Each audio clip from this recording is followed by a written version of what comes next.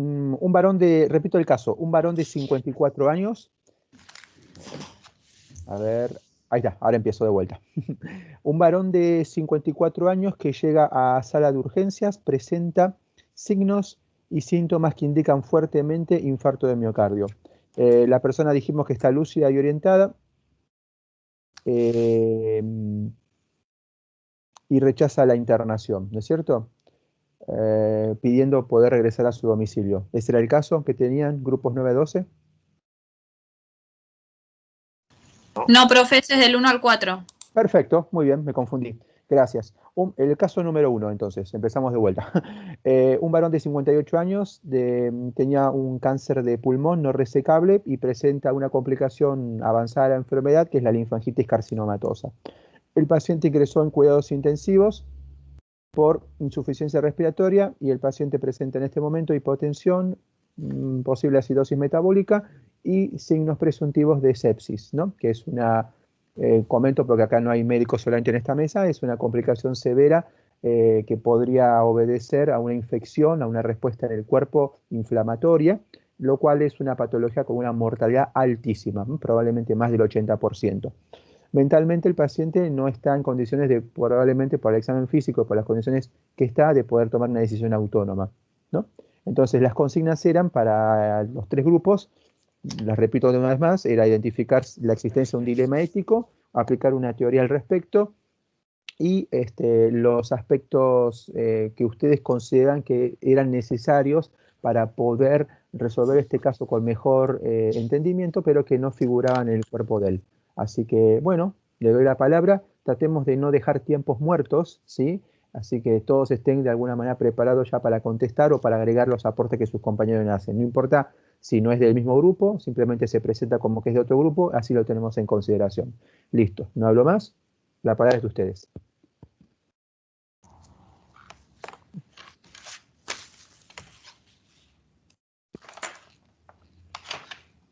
Buenas, profe. ¿Qué tal? Buenos días. Te escuchamos. ¿De qué grupo sos? Bueno, Karen del grupo 12. Gracias. Nosotros abordamos el caso junto con principalmente la teoría principalista y abordamos todos los conceptos relacionados a proporcionalidad terapéutica. Así que pusimos que en cuanto al dilema, el dilema ético, se contraponían lo que era en la beneficencia, o sea, intervenir con algún tratamiento, junto con el de no maleficencia, que sería evitar hacer un tratamiento que no sea fútil, y con el de autonomía, ya que no sabemos cuáles son los deseos del paciente.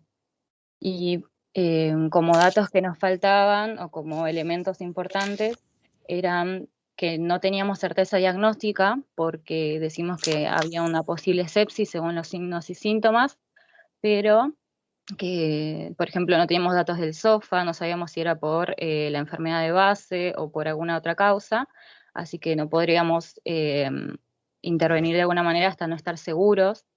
No sabemos la expectativa de vida, si el tratamiento que instaremos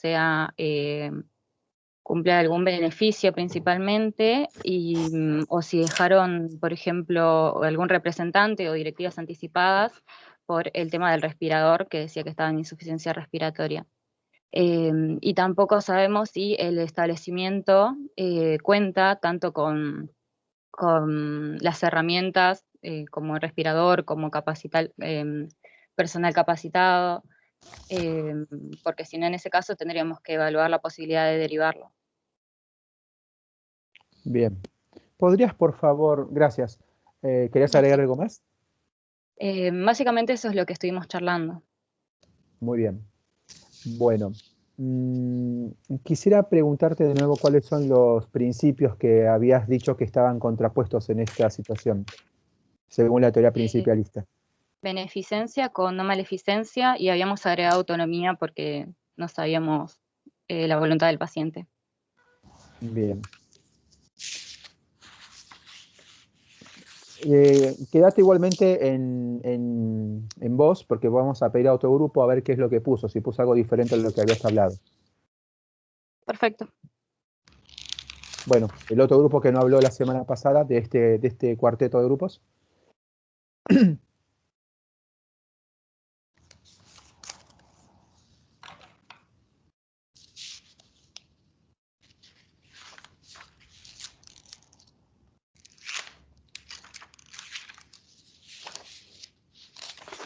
Los que escuchamos.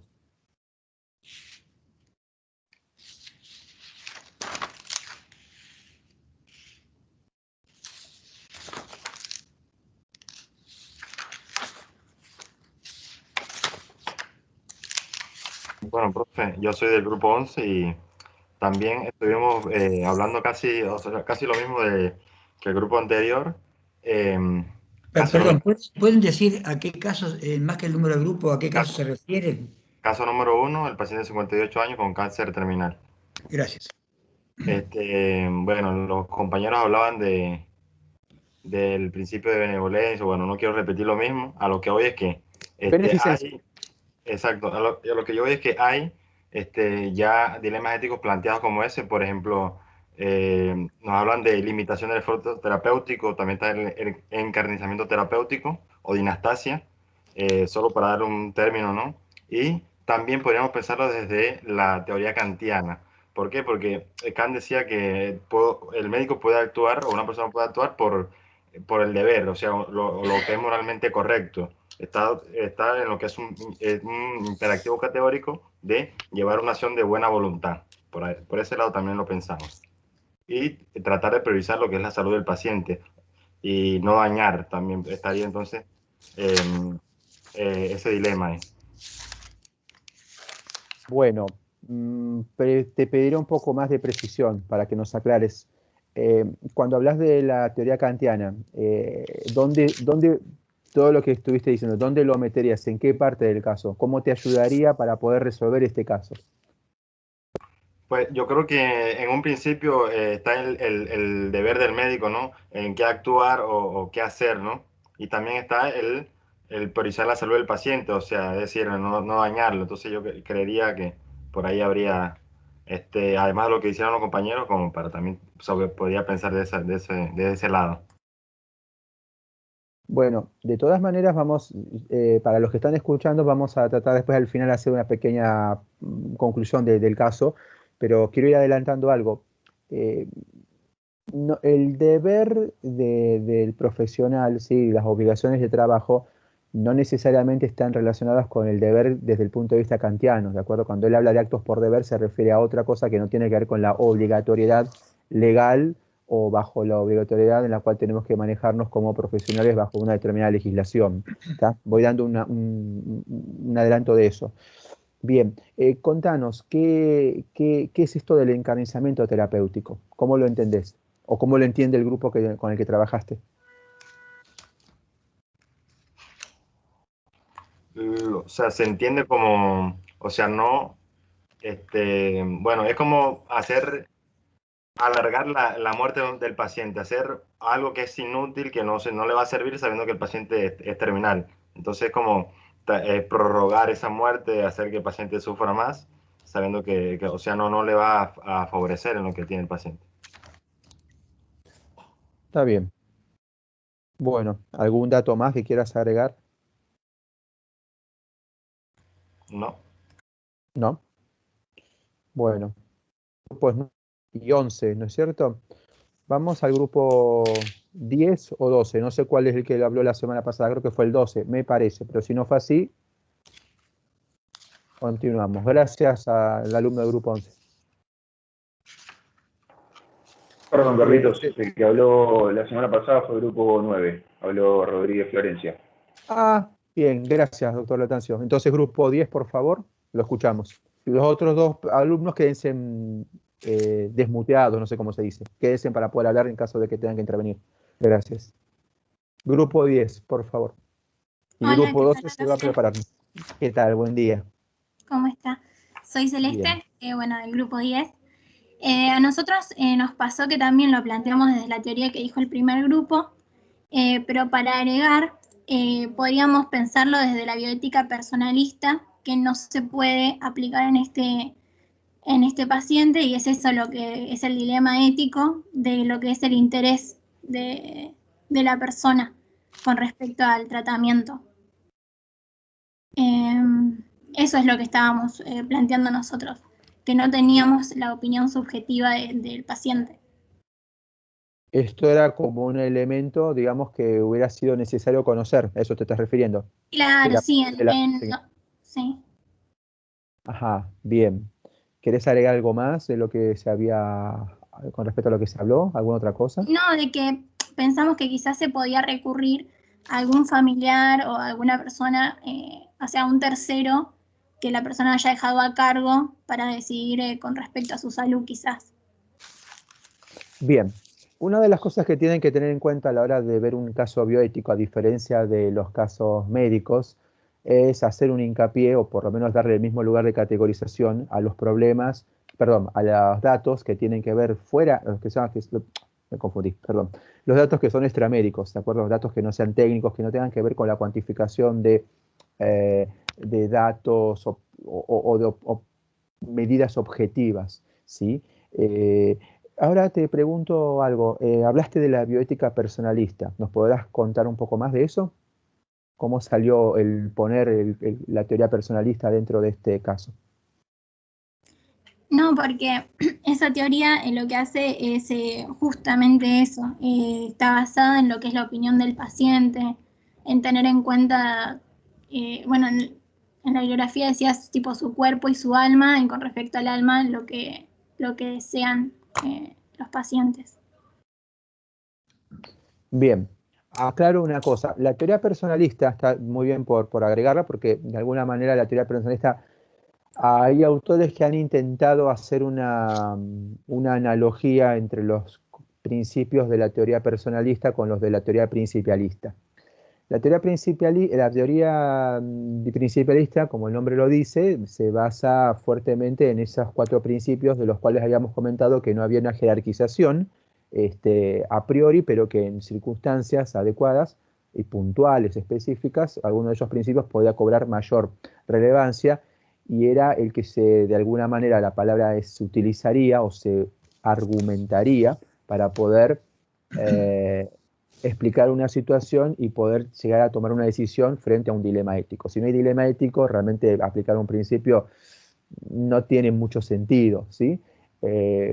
Puede guiar nuestra conducta, la refuerza, pero digamos que es en el dilema donde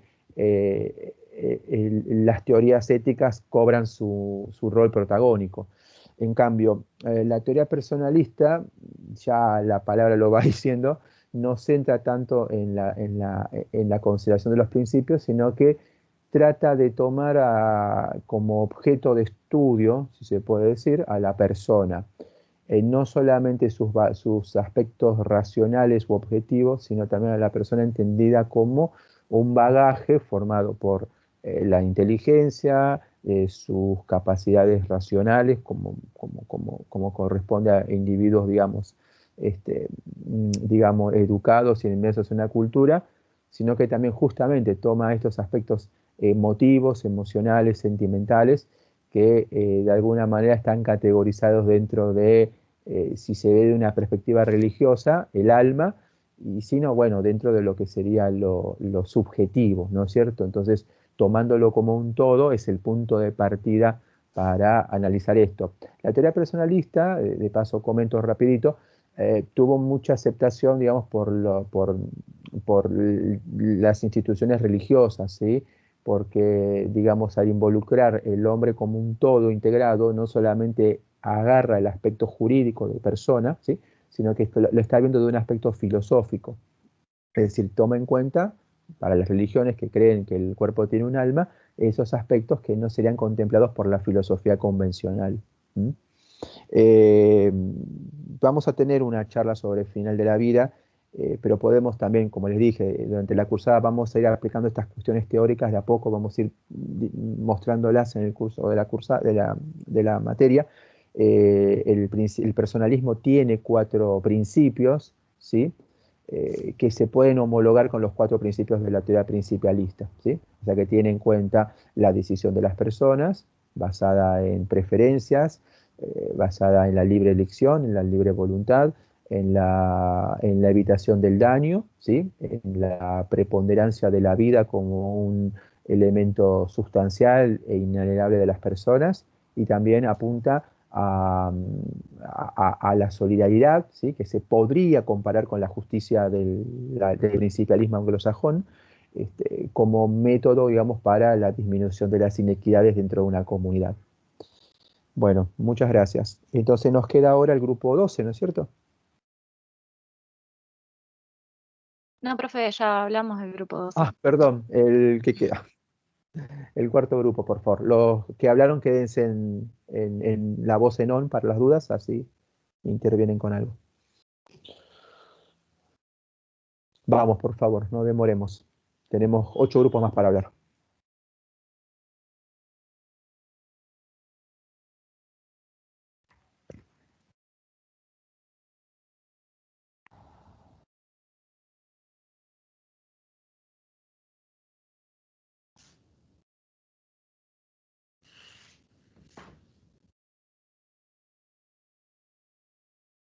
Señores, el grupo que falta, por favor.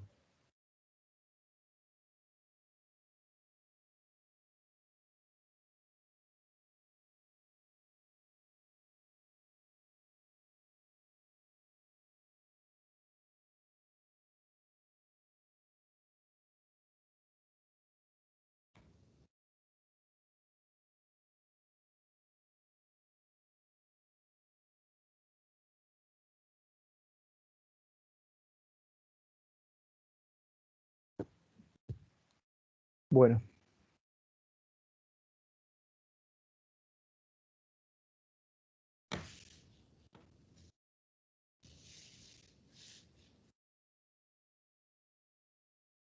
Bueno, ¿qué grupo faltaba, Pablo?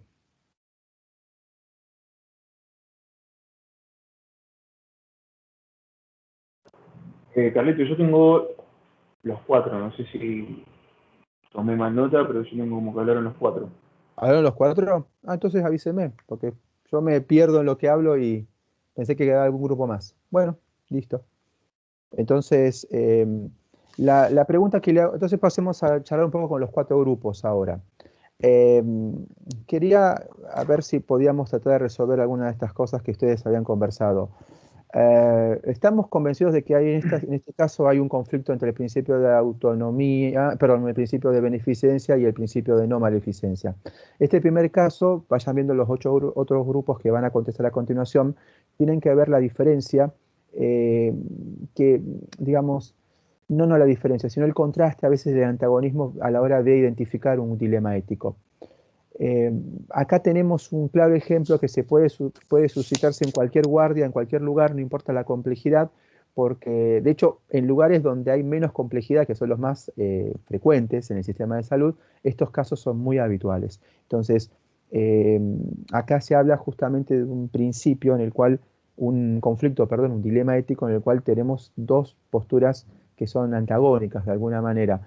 La intención por parte, si cuando hablamos de los principios en contradicción, no tenemos que pensarlo, ¿sí? Invito a los estudiantes a esto, no pensarlo como abstracciones, como palabras en el aire que están simplemente en lid, ¿no? En pelea, sino que, digamos, esto obedece al argumento que las personas o los grupos o los individuos pueden llegar a argumentar a la hora de tomar un acto.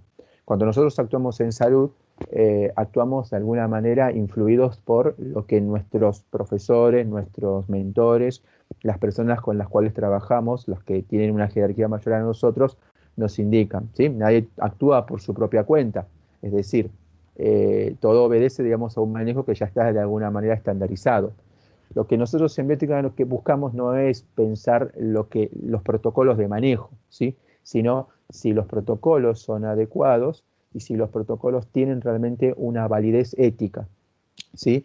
Y además, con nuestros actos, dentro de la libertad restringida que tenemos para operar y para actuar dentro de un sistema de salud, si esas decisiones y la forma en que las conducimos obedecen a una validez ética, ¿sí? Y entonces, esa validez ética no puede ser creada por nosotros, tiene que estar fundamentada en en un cuerpo teórico, en este caso las teorías, para explicar esta situación. Entonces, en este caso, los sujetos que están involucrados, podríamos decir, son el equipo de salud y, del otro lado, la persona con sus potenciales familiares o allegados. En esta situación, vemos que el no actuar, cuando hay alguna indicación de un tratamiento, podría llevar a, por parte del profesional de salud, a generar, digamos, algún daño, porque estaríamos omitiendo un tratamiento que en condiciones habituales es lo que se hace frente a una persona con estos diagnósticos presuntivos, ¿tá? Tenemos en cuenta que hay una excepción que es el trasfondo, digamos, uno al querer actuar y hacer lo mejor para ese paciente, ¿sí? Actuar de una forma, como dijo uno de los alumnos, de forma benevolente, ¿sí? Sería esa actitud, se argumenta por el principio de beneficencia. Ese principio que dice que deben generarse una serie de acciones benéficas, ¿sí? Valga la redundancia, sobre, en este caso, los pacientes. Las acciones benéficas tienen un mínimo estándar, que son las prestaciones consagradas dentro de un sistema de salud, que deberían hacerse según los protocolos para cada enfermedad, para cada situación. Por otra parte, el mismo equipo de salud se ve esta problemática, que es el segundo dato del caso, que es una persona que tiene una enfermedad avanzada y grave. Esto, por supuesto, disminuye las posibilidades de que cualquier intervención, sobre todo intervenciones de alta complejidad, lleven a una recuperación del paciente e incluso una calidad de vida adecuada. Entonces, ahí se ve el otro problema, ¿sí? En la otra parte del problema, la otra parte de este dilema, que se puede argumentar por el principio de no maleficencia, el cual establece que deberíamos evitar todos aquellos actos o acciones que podrían perjudicar a terceros. Entonces ahora yo les pregunto a los grupos, si lo tomamos como un dilema basado en el conflicto entre dos principios, ¿cuál es el que tendría mayor jerarquía en este caso? El de no maleficencia, ¿Por qué? porque es uno de los principios que era de primer orden y junto con el de justicia, como hablamos de la clase anterior. Recordanos a qué le llamas el primer orden. Porque la teoría principialista dice que los 4 principios no tienen jerarquías, es decir, ellos se encuentran dentro de un mismo plano. Profe, si bien, perdón, si bien Sí, no tienen jerarquía, pero en el texto de Maglio hablaba como que todo partía del principio de beneficencia y en base a ese iban surgiendo los otros principios. Porque, por ejemplo, el de beneficencia marcaba del deber que tenemos de generar un beneficio, valga la redundancia. Pero esto tiene como un stop, por así decirlo, cuando arrancan los derechos del paciente en el sentido de decir autónomamente, basado en el principio de autonomía, de hasta dónde quiero recibir un tratamiento. Porque si nosotros hacemos o intentamos generar un beneficio más allá de lo que el paciente quiere, ahí es donde aplica el principio de no dañar.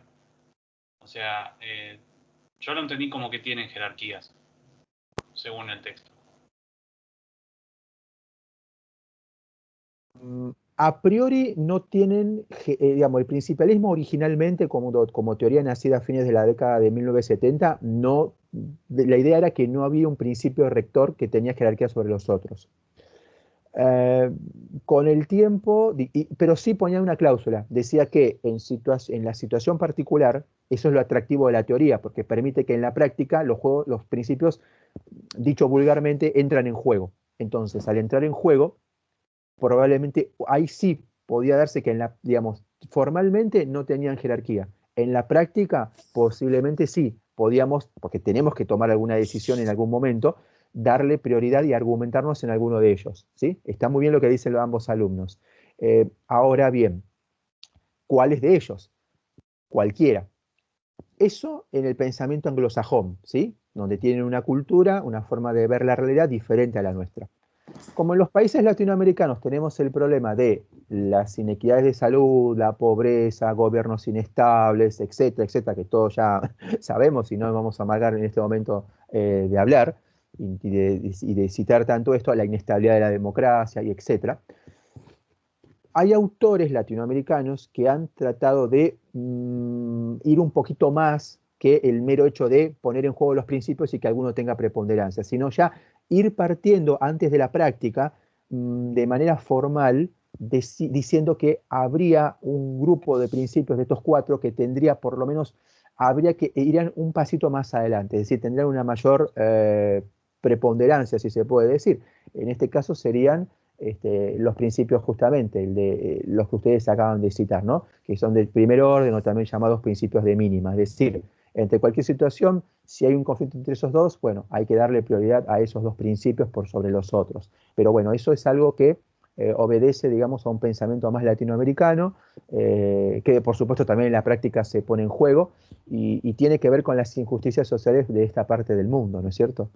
Muy bien. Ahora les pregunto una cosa más. ¿A qué se refieren con... Se habló de la futilidad. ¿Qué es la futilidad?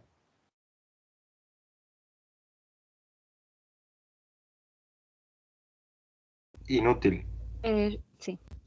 ¿Qué será lo inútil en este caso? Quiero dar una aclaración, ¿puedo hacer, Carlos? Por supuesto. Yo veo que en los textos la palabra fútil la tomo como traducción del inglés futile, y no es esa la traducción. Fútil no quiere decir inútil. Fútil quiere decir que no tiene un fundamento adecuado, que se puede parecer a inútil, pero no es lo mismo. Yo les propongo que no usemos más la palabra fútil, porque cuando se usa, está usada como mera traducción del inglés. Creo que es un ejemplo más de lo mucho que tenemos del servilismo respecto al idioma inglés. Así que donde dice fútil, léase, donde dice futile en inglés, traduzcamos como falta de fundamento adecuado. Bien. Bueno, creo que el doctor nos destabilizó, por supuesto, un poco, pero a partir de lo que ellos dirían, entonces, ¿lo fútil con qué tendrá que ver? ¿Con lo inútil, con lo inaplicable o con lo desaconsejable? Yo creería que es con lo, o sea, que no es beneficioso. Si bien está descrito que, por ejemplo, que se haga un procedimiento, ya llega un momento en que ya no es beneficioso. Bueno, y si no es beneficioso, ¿lo recomendarías o no? Pues yo no. ¿Y asumirías el riesgo de las consecuencias de no hacerlo? Pues precisamente está el equipo de trabajo, yo no trabajo solo, pues yo creo que no se trabajaría solo, uno trabaja con un equipo, ya que hablamos de los comités, bueno, sí, yo creo que se habla en eso, ¿no? Antes. Dejemos al Profe, comité. ¿puedo Sí, ahí va. hacer una pregunta después? Sí. Por supuesto. Dejemos al comité un poco al costado. Quizás no sea necesario hablar con ellos, porque en definitiva, si te pones a pensar, el comité de ética está formado más que nada por, el comité de bioética está formado más que nada por personas que no son médicos, ¿sí? En su mayoría.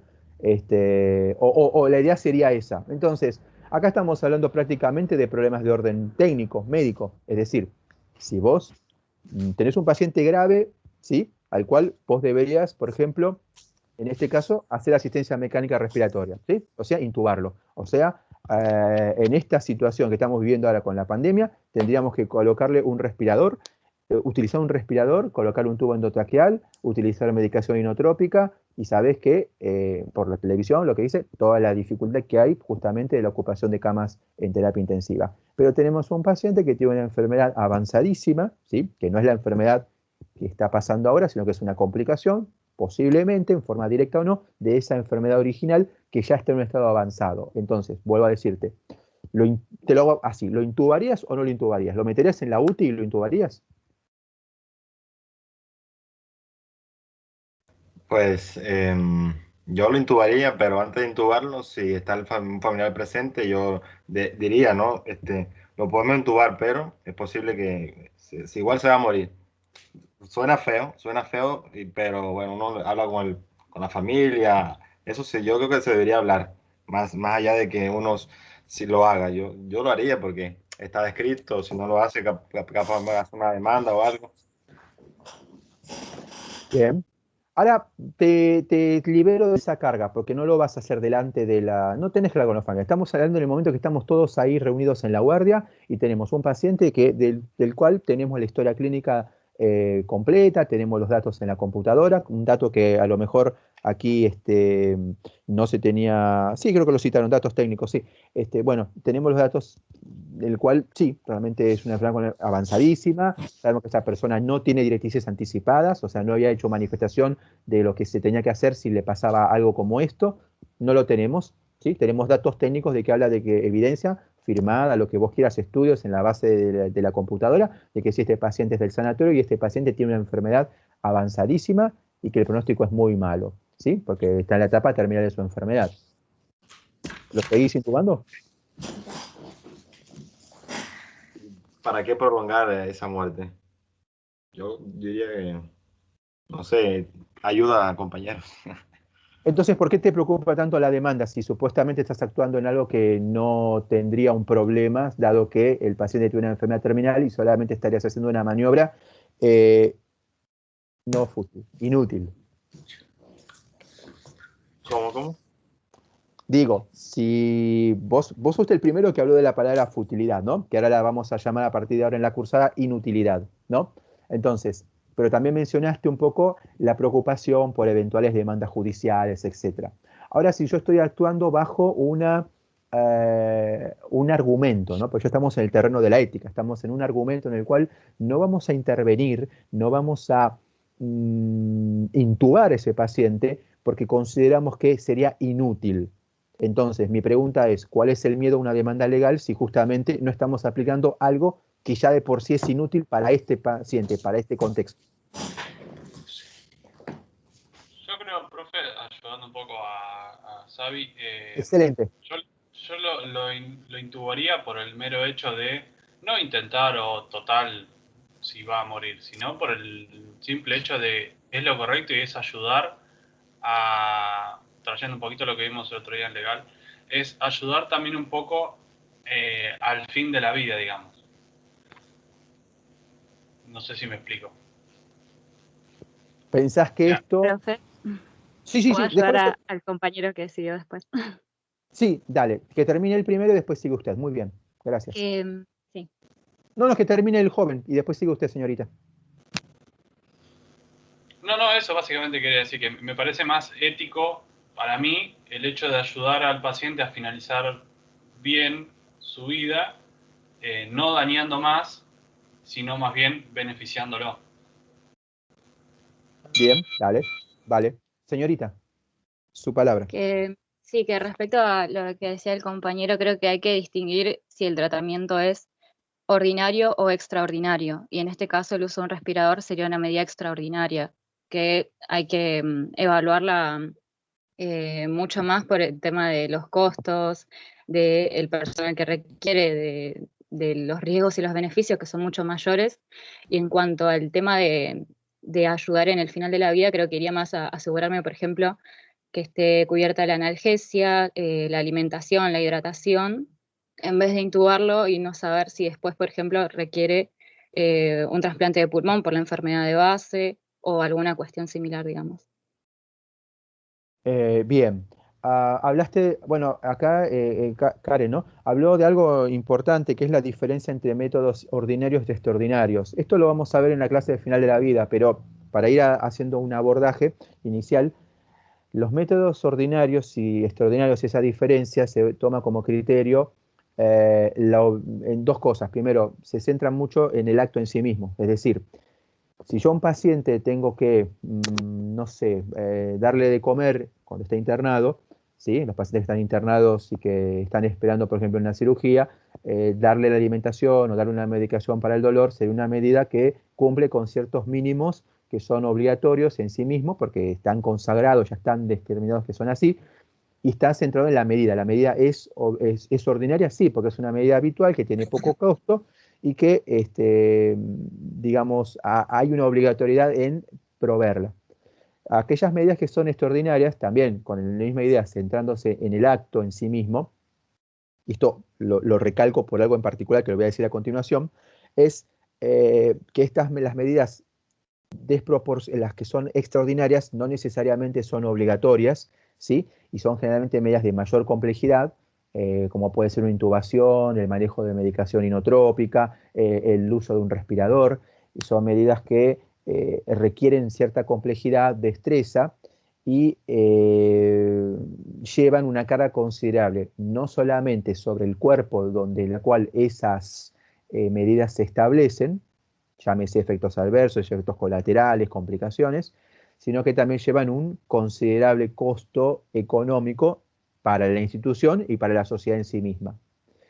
Está muy bueno el aporte, pero ahora yo hablaría algo más. ¿Podríamos decir que que ciertas medidas pueden ser desproporcionadas?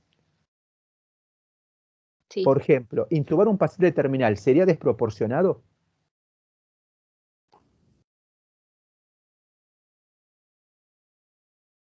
Desproporción sería acá tomándolo fuera de lugar, inadecuado, que no da lugar en esta situación, que no conviene en esta situación, que no es útil en esta situación. ¿Qué les parece? En mi opinión, sí, porque hay un desequilibrio entre lo que espero y lo que sé que puedo llegar a alcanzar con este tratamiento, digamos. O sea, no sé si se entendió aquí. No, estás muy bien. Ahora yo te digo, ¿cuál es esa condición? ¿No? ¿Cuál es esa? Es una pregunta medio difícil, Karen, y al resto también le pregunto, por favor, a ver si la pueden sacar, porque esto es clave para entender el caso. Esa desproporción, ¿no? Ya nos olvidamos si es extraordinaria u ordinaria, ya nos olvidamos más del acto, pensamos un poco más en la situación. No nos centremos tanto en si intubar es ordinario o extraordinario, centrémonos en la situación, en el contexto, ¿sí? Contexto, vean el caso. De vuelta, vean el caso. Si viene un paciente joven, sin antecedentes, ¿sí? Que sufrió un accidente en la esquina del sanatorio, lo llevan a la guardia, le hacen la tomografía correspondiente y tiene una hemorragia, no sé, en el cerebro o en el tórax, y requiere una serie de medidas, intubación y soporte vital para empezar. Después veremos qué consultas se hacen a los especialistas y si hay que operar o no. ¿Alguien diría que eso es desproporcionado o proporcionado? En ese caso sería proporcionado. Proporcionado eso. Bien, ahora yo digo, tengo un paciente con la situación de que tiene una complicación infecciosa, pero tiene de background, o sea, de trasfondo, una enfermedad terminal que está diagnosticada, que está establecida y tiene la misma situación. Necesita soporte vital y necesita una asistencia mecánica respiratoria, para empezar. Después se verá qué es lo que se hace. Frente a una persona que tiene un pronóstico de vida de semanas o meses como mucho, ¿sí? ¿Esa medida sería proporcionada o desproporcionada? Desproporcionada esa. ¿Por qué? Porque justamente se presume que la calidad de vida, que la expectativa de vida, perdón, es reducida, que dijiste que era de semanas, y aparte tienen una enfermedad terminal, como que no se espera mucha más evolución con este tratamiento, un gran cambio instaurándolo, digamos. A veces no reflexionamos en medicina que cuando indicamos, por ejemplo, un paracetamol o indicamos un vendaje o una curación, algunos dicen una vez por día, otros dicen 4 veces por día. Lo que tenemos que pensar es siempre si nuestra acción o lo que hacemos es útil, ¿de acuerdo? Si lo que hacemos tiene una utilidad, si tiene un beneficio realmente. Por supuesto no lo podemos contestar nosotros porque si queremos indagar si eso tiene evidencia, no podemos investigar en el preciso acto donde estamos interviniendo. Necesitamos conocer. Entonces, además de bioética, tenemos que conocer la evolución de las enfermedades, los pronósticos de las enfermedades, la severidad en cómo los pacientes van teniendo distintas complicaciones a medida que las enfermedades largas, incurables, irreversibles, van evolucionando. Entonces, sin ese conocimiento no podemos analizar, ¿sí? Porque si no, entonces la biótica sería una doctrina de filósofos, y no lo es. Se necesita un conocimiento médico, un conocimiento de salud, sí o sí. Eso ya está conocido porque seguramente hubo personas antes de nosotros que se encargaron de ver cuál es la evolución de esos pacientes bajo dos caminos. No hacer nada, o mejor tres. No hacer absolutamente nada, hacer algo que mejore el confort de esa persona, o hacer que mejore el confort, pero darle todo. Intubación, inotrópicos, antibióticos de amplio espectro, todo eso.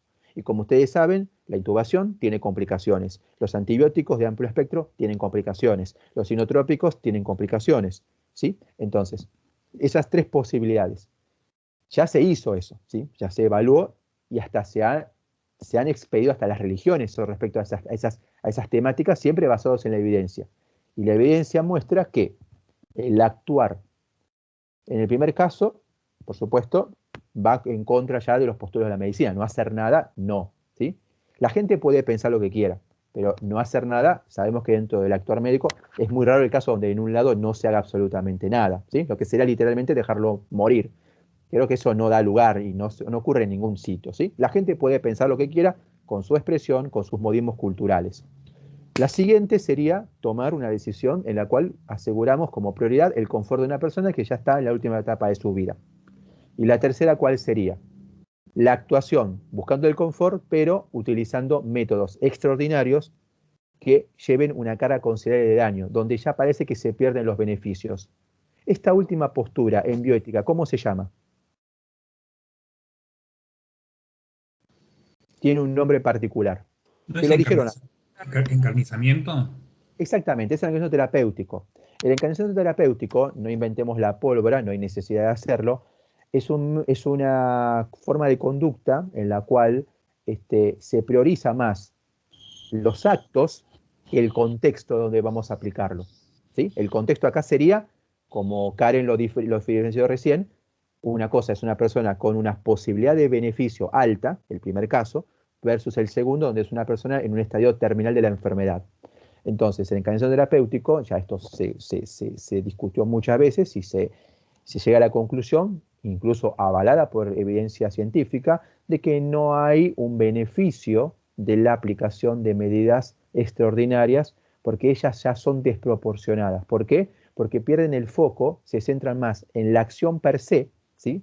En el actor que genera la acción, que es el equipo médico, pero no tienen en cuenta aspectos que ya venimos hablando de estas últimas clases, que tienen que ver con la dignidad de la persona y el contexto de una persona que no tiene ninguna posibilidad de sobrevivir, probablemente, frente a estas medidas.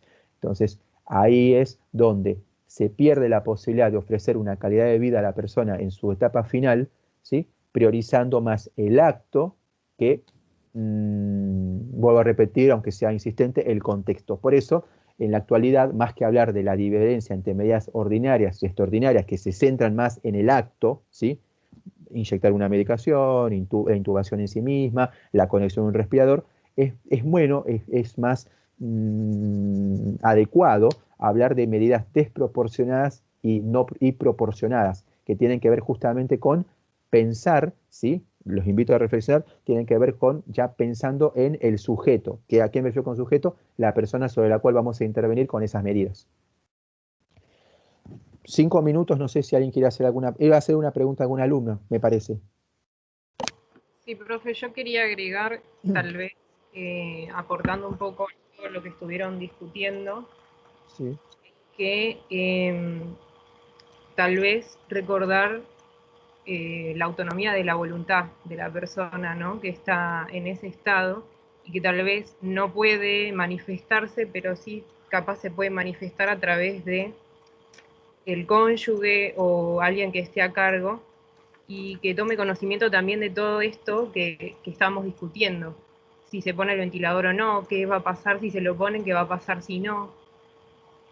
Y en el caso de que consideremos que es una medida desproporcionada para no llegar así como estaba mencionando, no llegar hasta el encarnecimiento terapéutico y gastar recursos, también considerar proponer los cuidados paliativos,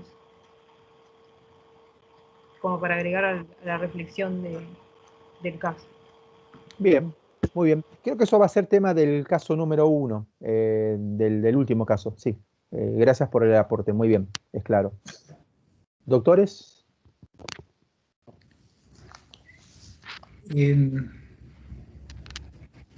Algunas cositas, esto da para mucho. Buena parte del tema de hoy, ¿me escuchan bien, verdad? Sí. Sí. Buena parte del tema se va a retomar cuando hablemos de la ética en la instancia de la muerte, ¿no es cierto? Así que no vamos a dar mucho detalle. Un aspecto que me llama la atención es que apenas se mencionó el principio de justicia, ¿no? Se insistió más que nada en beneficencia, en no maleficencia y en autonomía. Quizás es por lo que Dora Porto, una autora brasileña, habla de perspectiva reduccionista de nuestra bioética. Fíjese que el principio de justicia es probablemente de los 4 el que más tiene apertura conceptualmente a la comunidad, a lo plural, porque una de las expresiones que tiene este principio es el salvaguardar la posibilidad de la equidad en el acceso a los recursos. Esto es un tema que está muy en el tapete hoy en día con la epidemia, con la pandemia, pero es un tema permanente. Fíjese, por ejemplo, que en los 2 ejemplos primeros, el caso de pulmón, la hemorragia cerebral, estaba en juego el aplicar recursos que son costosos, complicados y, como todo recurso, acotado, limitado. Por ejemplo, ventilar mecánicamente el cáncer de pulmón. Antes que eso, fue emitido terapia intensiva. Ese fue el primer paso, a mi juicio erróneo. Y que estos son consecuencias para otros que sí necesitan terapia intensiva y que no son admitidos porque no hay camas. Así que esto es el principio de justicia, que casi no fue mencionado, creo que es esencial en estas consideraciones. Y creo que esto nos pasa por este reduccionismo que tenemos de considerar lo individual antes que lo comunitario. Voy a leer 4 renglones de Aristóteles, Ética Nicómaco. Aunque el bien del individuo y el de la ciudad sean el mismo, es evidente que será mucho más grande y más perfecto alcanzar y preservar el de la ciudad. Porque ciertamente es apetecible procurarlo para uno solo, pero es más hermoso y divino para un pueblo y para ciudades. En otras palabras, nos dice Aristóteles es que el bien común es prioritario respecto al bien individual.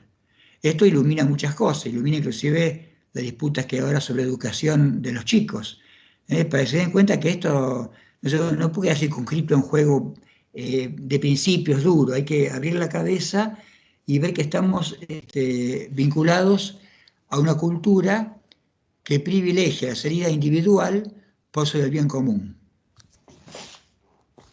Bueno, en una cultura que también prioriza el individualismo muchas veces, ¿sí? Habría que recordar que, por ejemplo, en la época del virreinato, cuando una decisión era dictada por el rey y viajaba a través del océano, el virrey o los gobernadores tenían esto estaba incluso consagrado por el derecho de esa época, en considerar como principio el bien común. Es decir, a veces siempre se nos enseña que el virrey actuaba en nombre de la majestad española que estaba en el continente europeo, ¿no? Pero muchas veces se consideraba algunas leyes y algunos dictámenes del rey se podían modificar teniendo en cuenta el beneficio de la comunidad, como cláusula para no tomar las decisiones estrictamente como el rey lo decía. Y si pensamos en el otro lado del mundo, existen sociedades en las cuales, por ejemplo, el bien común es un elemento muy importante que considera que es muy parecido a lo que dice Aristóteles, ¿no?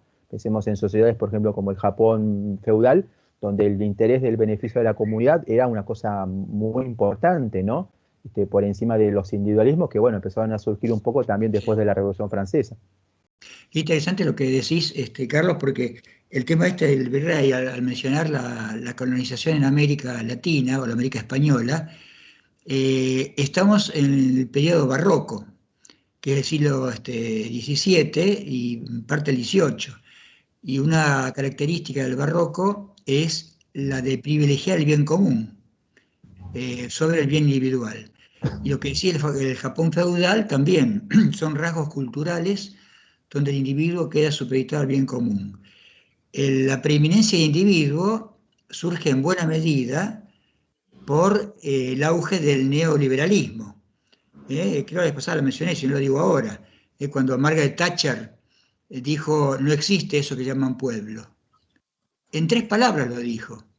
Y esta es la ideología dominante. Y esto explica lo que está pasando.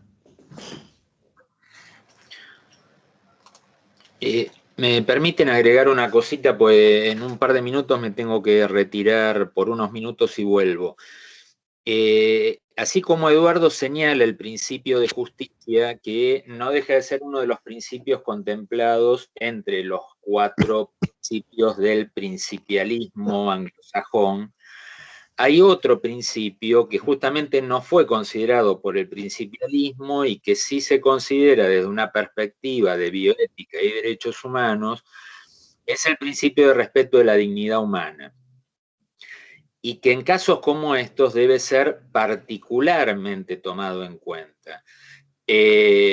A ver, yo los invito más allá de la pretensión de hablar sobre la dignidad humana, a que lean con particular detenimiento este principio de la declaración, que sí está contemplado y es la columna vertebral de la Declaración Universal de Bioética y Derechos Humanos. Es decir, piensen qué es lo que aporta como elemento adicional para el análisis este principio que directamente, a diferencia del de justicia, directamente no es contemplado por la perspectiva principialista. Es más, hay muchos filósofos utilitaristas, filósofos de la corriente pragmática, que directamente proponen dejar de considerar al principio de dignidad humana, de respeto a la dignidad humana y al valor de la dignidad como valor y principio a ser tomados en cuenta, sobre todo de una perspectiva pragmática, ¿no? Donde lo que se propone es hacer aquello que resuelva más eficientemente el problema, ¿sí? El problema que tenemos entre manos. Bueno, yo ahora me retiro por 15 minutos y vuelvo, así que si alguien hace algún comentario sobre esto, no tengo posibilidad de dar una opinión al respecto, digamos, pero lo dejo por lo menos planteado. Gracias, Marcelo. ¿Puedo agregar, Carlos, una palabrita nomás? Por favor, sí. Para redondear lo que decía Marcelo, y también volviendo al concepto de reduccionismo que dice Dora Porto, me parece que es importante que los estudiantes, y también nosotros los grandes, ¿no? Tratemos de cuestionarnos el marco cultural en el cual vivimos para no caer en la falacia naturalista, que consiste en aprobar lo que hay sin entrar a indagar si eso corresponde o no corresponde, si es justo o no es justo, si es ético o no es ético. El naturalismo es decir, lo que está bien, por el hecho de estar. Y es la tendencia de pensamiento que está alentada por los grupos de poder.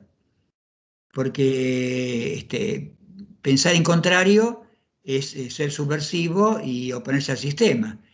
Y en realidad, en general, los currículos universitarios invitan a no pensar, aún el currículo nuestro de bioética, porque está impuesto desde otro lado, el programa está impuesto de otro lado, y yo creo que en buena medida sigue esta falacia naturalista, persigue a consagrar que lo que está bien, y relega el estímulo al pensamiento. Yo los invito a los estudiantes a que no acepten, porque sí, lo que se les diga, aún lo que le decimos nosotros. Que piensen libremente, que piensen en el bien de la persona humana, piensen en la ética, que la ética es el discriminar el bien del mal y optar por el bien, aún con consecuencias negativas para quien lo hace. Muchas gracias. Doctor Latancio, ¿seguimos con el caso o quiere decir algo? No, sigamos, Carlitos. Así no demoramos Bien. tanto, porque son 11 y 20, si no, no van a llegar los otros grupos. Dale. De todas maneras, la primera corte de grupos habló bastante la semana pasada, así que me voy a centrar más que nada en este grupo 5 a 8. Entonces, el caso es paciente de 70 años con un sangrado intracerebral severo, no es quirúrgico desde el punto de vista ya visto por un especialista, y considera que el paciente tiene una chance de sobrevida mínima o nula, ¿no? El familiar, la cónyuge, insiste en mantener un nivel de soporte vital, que seguramente ya estaba implementado, ¿sí? Y pide una derivación, un traslado a otro centro hospitalero para evaluar una segunda opinión. Bueno, entonces preparamos grupos 5 a 8, por favor. Si quieren, sigamos ese orden. Empieza el 5, sigue el 6, 7 y después el 8. ¿Dale? Muy bien, los escuchamos. Hola, profe. Sí. Grupo 5, ¿se escucha? Gracias, sí. Sí.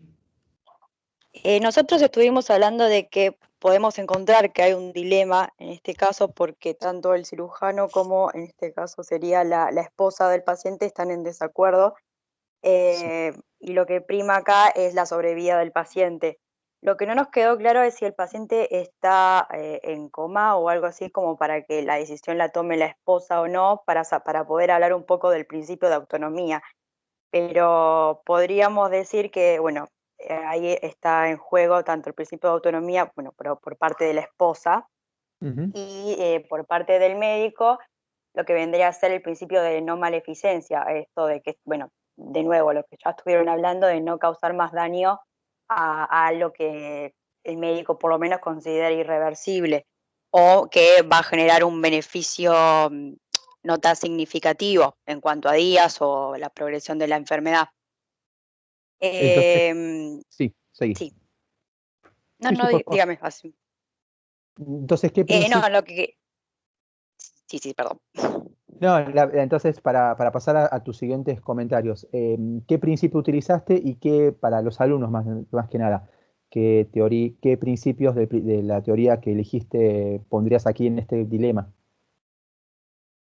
En cuanto a las teorías éticas, Sí. nosotros estuvimos hablando del utilitarismo más que nada, porque esta teoría habla de que hay que hacer un máximo beneficio posible para el paciente. ¿Qué más habíamos dicho? Perdón, que hicimos anotaciones sobre todo. No, está bien. La maximización, el principio de utilidad del utilitarismo, mientras ella va viendo sus apuntes, habla sobre, digamos, la realización de el mayor beneficio. Si un acto es éticamente justificado, se argumenta cuando esa acción produce el mayor beneficio posible para la mayor cantidad de personas.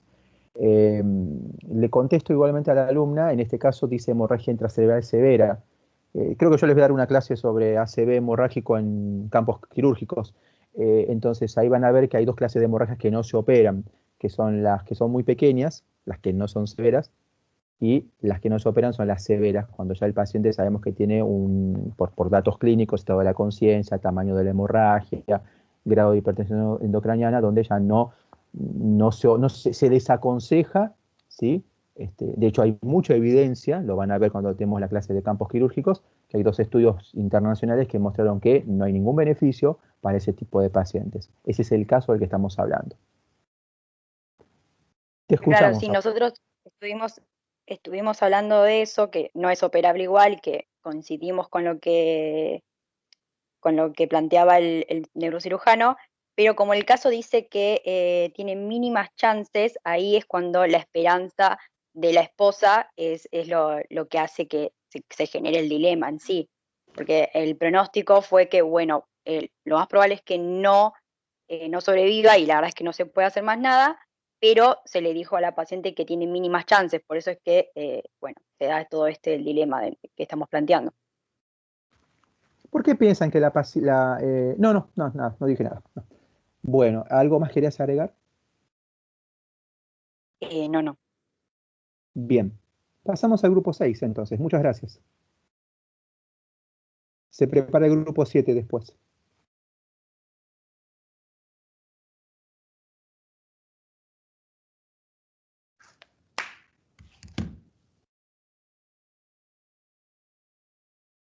Grupo 6, ¿están ahí? Profe, yo soy del grupo 7, nuestro grupo quería agregar algo a lo que estuvieron hablando, pero si no esperamos... Muchas gracias. No, está bien. Grupo 6, por favor, prepárese después, ¿sí? Dale, te escuchamos, Agustina. Como para agregar a todo a la reflexión de mi compañera, en nuestro grupo estuvimos hablando bastante con respecto a el dilema de la muerte digna y de la dignidad humana, como considerando la muerte digna como la muerte a su tiempo, sin abreviaciones y sin prolongaciones, y un poco también hablando de lo que habíamos charlado anteriormente en cuanto al encarnecimiento terapéutico. Y también recalcar que no tenemos datos con respecto al consentimiento informado, si hubo o no hubo, si se incluyó absolutamente toda la información sanitaria necesaria y si se hizo en forma clara. Porque si bien se le dijo que tiene mínimas chances, no sabemos si les dijeron cuáles eran esas chances, digamos, como para que el consentimiento sea voluntario, siempre considerando como que el paciente en sí no está pudiendo mantener su autonomía, entonces hablamos con la esposa. Tampoco sabemos si se explicaron los posibles tratamientos alternativos, ni si se dio la oportunidad de hacer una interconsulta con otro especialista, que es en realidad lo que está pidiendo la esposa. Entonces, tampoco, para agregar, tampoco tenemos datos si hay existencia de directivas anticipadas. Entonces, en sí, nuestro grupo estuvimos viendo que identificamos como el consentimiento informado, el respeto por la autonomía de las decisiones, las directivas anticipadas, la interconsulta médica y la dignidad humana, entre los derechos que podrían estar siendo vulnerados. Muy bien, muchas gracias. Creo que hay toques en contacto con el caso anterior donde pareciera que la idea del consentimiento terapéutico también han dado vueltas por ahí y la aplicación de maniobras que probablemente sean inútiles, ¿no? Ya no usamos la palabra fútil, lo del cerro. Sean maniobras inútiles. Muy bien. ¿Te puedo hacer una pregunta, Constanza? Sí. ¿Algo te hace pensar que la familia está desconfiando, tal vez, de esta situación? ¿Sería una posibilidad? Principalmente, en realidad, porque no tenemos los datos suficientes como para ver si el consentimiento está siendo, o sea, como verídico, con voluntad. Para mí. Bien, muy bien. ¿Podría dejar una reflexión para seguir con los grupos 7, perdón, un dato para los grupos que vienen ahora, el 6 y el 8, que no hay directrices anticipadas en este caso. No hay ninguna manifestación, se buscó en el historial del sanatorio y la historia clínica la trajeron del archivo, no hay nada de que hayan hablado y la familia misma tampoco sabe nada del respecto, o sea que no hay directrices anticipadas por lo visto. Bueno, gracias. Pasamos al grupo 6 entonces. Carlos, un breve comentario. Sí. Que a veces me da la impresión que estas discusiones hablamos en base a irrealidades. Les digo un par de irrealidades que yo veo en base a la experiencia nuestra, que también debe ser la tuya, Carlos, en buena medida. Una es que las directivas anticipadas en nuestro medio no existen. No existen. Yo vi 10.000 pacientes morir y en ningún caso, o un caso quizás, 2 sobre 10.000, que estaba algo escrito donde decía yo quiero tal cosa. Sí es más frecuente que el paciente haya anticipado algo oralmente. En este caso, frecuentemente de manera imprecisa, y no siempre con acuerdo entre los familiares. De manera que esto es una cosa que es apetecible para pensarlo para el futuro, pero en nuestra sociedad, desde el momento, esto no existe. Y la otra cosa es el lenguaje médico. Cuando decimos mínimas posibilidades, muchas veces sabemos que es cero la posibilidad. Carlos, este ejemplo que vos das, va a morir, claramente.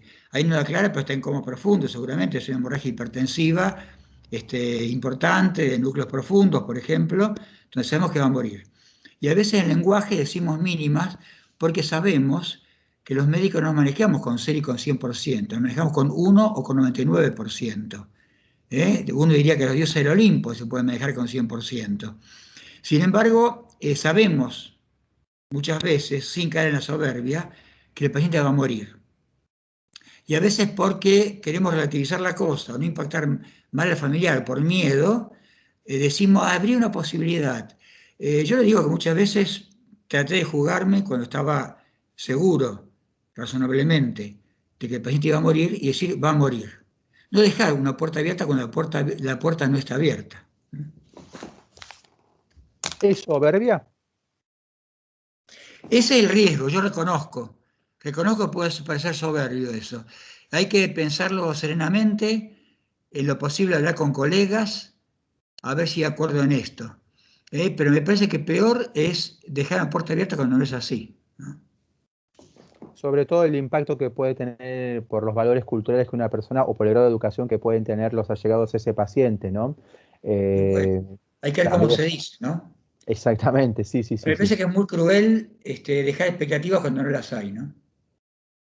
También habría que pensar, ya que nos manejamos entre ese 1 y 99%, ese 1% restante que el azar, digamos, es el gobernante, tampoco es tan así porque podríamos decir que ese paciente, en el caso de que sobreviviese, también sale, no es peor lo que viene después si logra sobrevivir al evento inicial, ¿no? Seguro, ¿no? Seguro. Esos casos de Dicho, conciencia mínima, ¿no? Que si se recupera, se recuperan gravemente secuelados, por ejemplo, ¿no? Nadie juega al ajedrez después de eso. una cosa importante es centrar la inutilidad de las acciones, no solamente teniendo en cuenta el acto en sí mismo, el contexto, que sería el sujeto sobre el cual se hace esa acción, como dijimos anteriormente, sino también, si queremos ir un poco más todavía, tener en cuenta las consecuencias que puede tener, no solamente para ese sujeto, sino para las personas cercanas a ese y la comunidad en sí.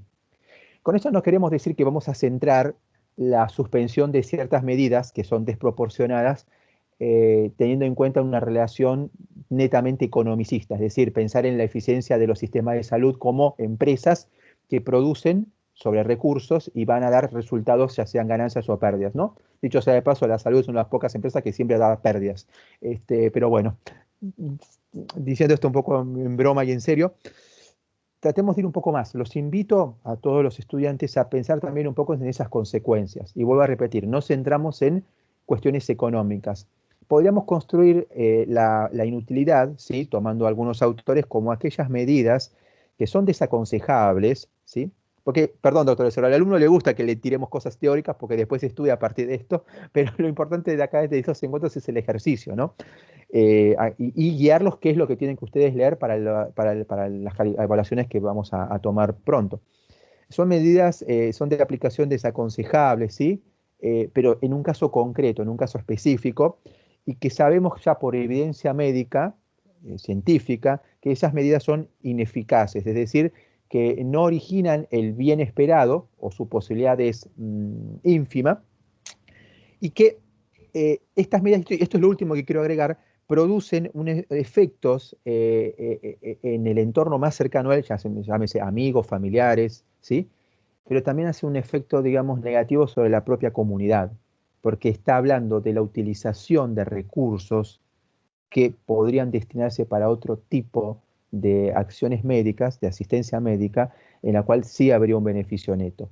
Vuelvo a repetir, no hay que centrar en esto último, pero es un factor importante que justamente alimenta el concepto de inutilidad y que permite a ustedes también como decisores, ¿sí? En el momento en que tengan un paciente en este mismo contexto y ustedes sean los que tengan que tomar la decisión, ya sea solo o en grupo, es lo mismo, pero van a tener un elemento más que les va a permitir justamente inclinar esa balanza de decisión, ¿sí? Y eso no implica ser una divinidad ni nada por el estilo, es simplemente ocupar responsablemente y con seriedad el rol que tenemos asignados.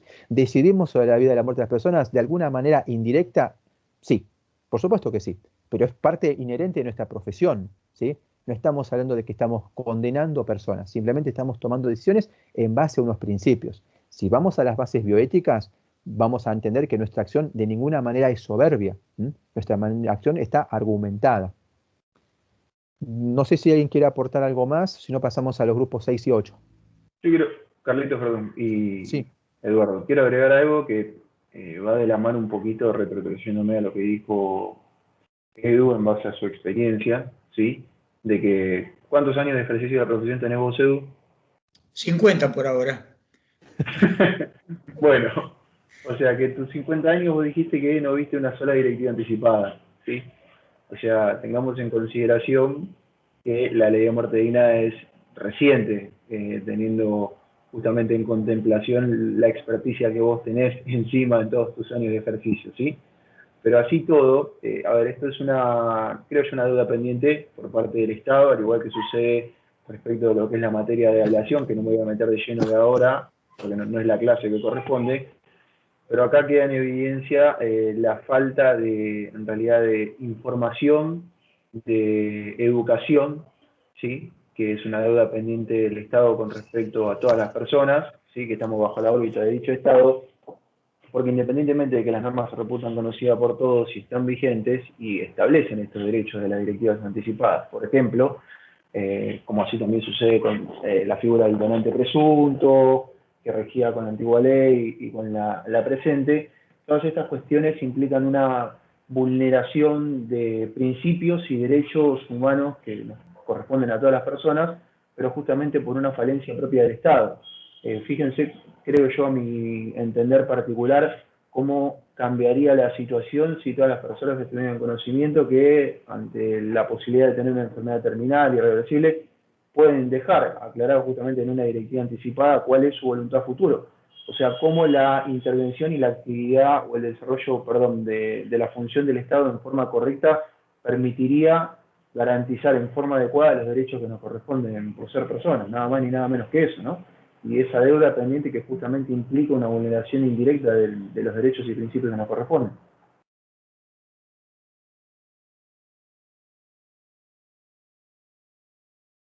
Perfecto. Muchas gracias, Pablo. ¿Profe? Sí. Sí, hay algo del caso que a mí no me quedó claro y por ahí no lo abordamos mucho. Respecto del lado de la familia, cuando tiene posibilidad en estos casos de pedir una interconsulta o de llevar adelante una derivación, por ejemplo, que eso no se trató y no sé si más allá desde el criterio médico analizamos, pero en esos casos podría suceder lo que demanda la familia. La posibilidad de segunda consulta es un derecho de las personas, ¿sí? En este caso, bueno, se supone que, doctor Latancio, corríjame, es un derecho por sustitución, porque en realidad está actuando el cónyuge en representación de su marido. Es un derecho del paciente, en realidad. Bien, o sea, uno ahí de está. los derechos del paciente fundamentales se estableció en la ley de derecho del paciente, la interconsulta. Ahí Lo que está. pasa es que en realidad, en este caso, tengamos en consideración que, a ver, hay que dejar en claro algo. No es lo mismo tomar una decisión con respecto a la muerte digna, ¿sí?, que manifestar la voluntad a través de un tercero en un tratamiento común, ¿no? Sí, no es lo mismo respecto a un paliativo que los tratamientos típicos. O sea, justamente por eso se crean las directivas anticipadas, las cuales son pura y exclusivamente reservadas para la voluntad del propio paciente, ¿sí? No así los otros tratamientos que no reúnen las características que están detalladas en la ley de muerte digna, para los cuales, en los casos de incapacidad justamente del paciente de manifestar su voluntad, el Código Civil autoriza la manifestación por tercera persona. ¿Sí? Pero tener en consideración que no aplica para muerte digna. Son dos cosas distintas. Perdón, En la práctica sí me ha pasado a mí como protagonista hacer que me han llamado por teléfono o me han pedido asistir al sanatorio, esto más que nada en el ambiente privado, para, perdón que pasa el vendedor de no sé qué cosas, y no sé si quiere hablar alguien primero y después yo les cuento. Sigan ustedes. Comprale.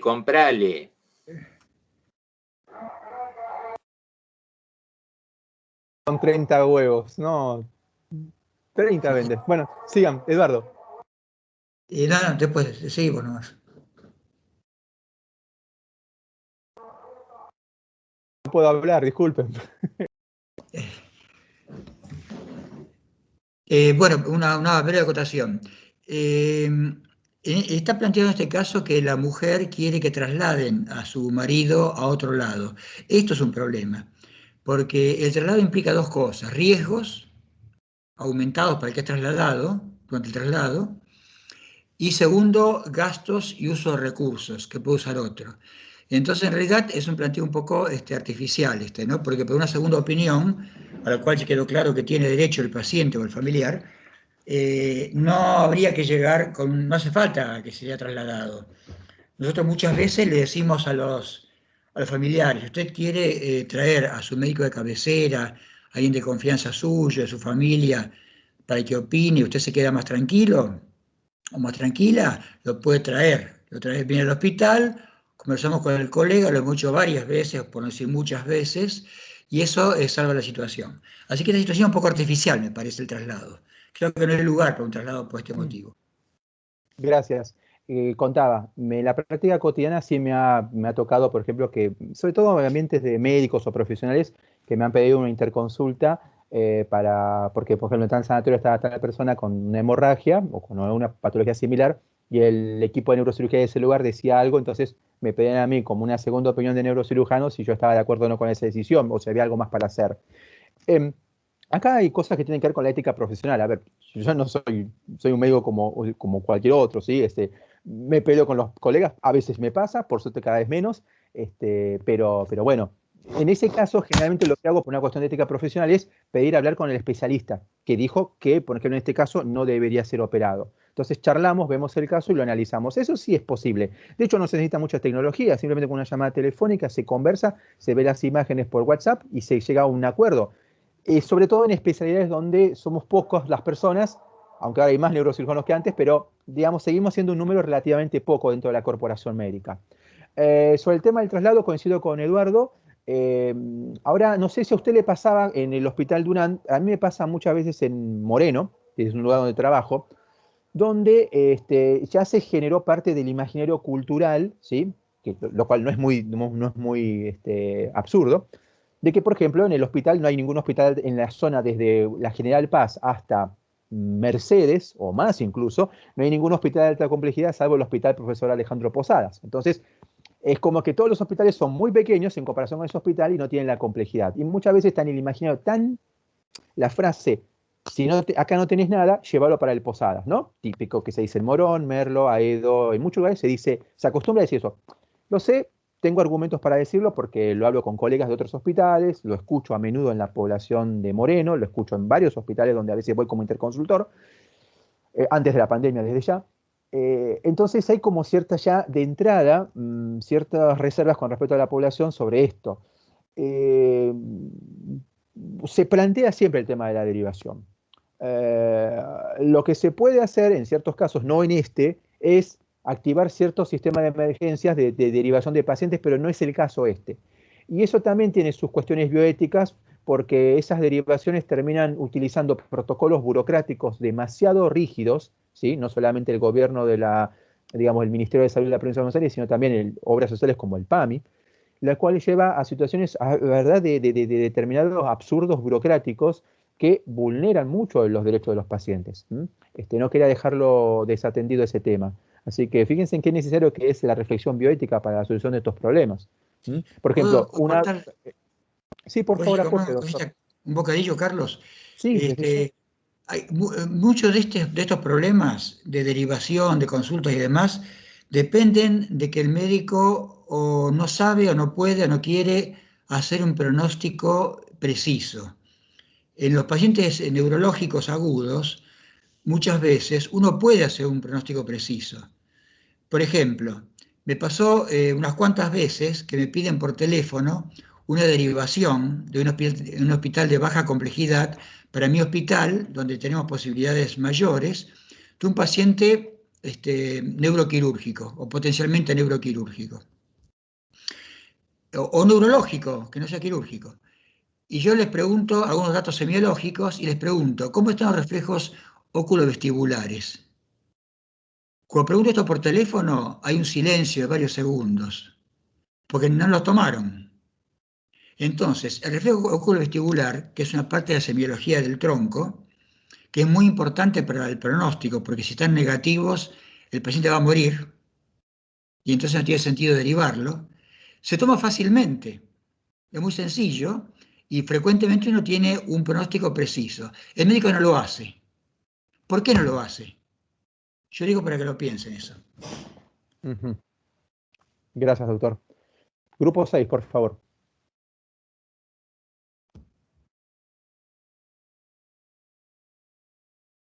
Grupo 6.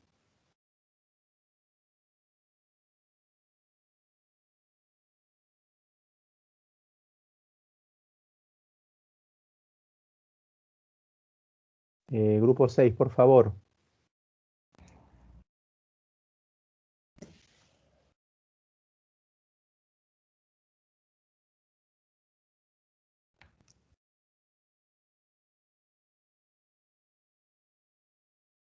Último llamado para el grupo 6.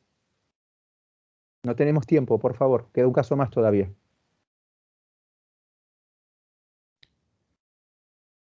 ¿Se escucha ahí, profe? Sí, la escuchamos. Gracias. Perfecto. Bueno, nosotros lo que estuvimos debatiendo es básicamente el principio de también de autonomía del paciente y la dignidad. Y como dato importante, nos pareció, o sea, que nos estaría faltando, era esta cuestión que mencionaba Constanza de si él, o sea, si ya teníamos información sobre los valores, digamos, del paciente con respecto a, por ejemplo, las medidas de sostén en este caso. Y o sea, como que el dilema estaría en respetar justamente la autonomía del paciente, que en este caso no estaría pudiendo expresarla y que quedaría como a cargo de la esposa, que es la que en este caso está digamos, opinando sobre el caso, y como hasta qué punto prolongar la vida del paciente con el soporte cuando en realidad no hay, o sea, como carece de expectativas, básicamente. Eso es como lo que estuvimos debatiendo en cuanto al dilema. O sea, si prolongar o no con las medidas de soporte, algo que en realidad ya nos está expresando el médico que no tiene expectativas de vida. ¿Qué factores, la tercera pregunta hablaba de qué cosas, qué datos serían necesarios que no están explicitados en el caso? ¿Qué contestaste al respecto? ¿O qué contestaron? En ese punto pensamos con respecto a la voluntad del paciente, respecto a la salud o al tratamiento, lo que sería, digamos, la voluntad respecto al soporte de la ventilación mecánica. Sí. Después algunos habían mencionado el tema de estas cuestiones de, a veces, de la religión que profesa, digamos, el paciente. Después saber si el familiar realmente fue informado en lo que es la totalidad sobre el estado y que hacer, digamos, el hincapié sobre los beneficios y los riesgos del tratamiento que pueda recibir. De acuerdo, muchas gracias. Grupo 8.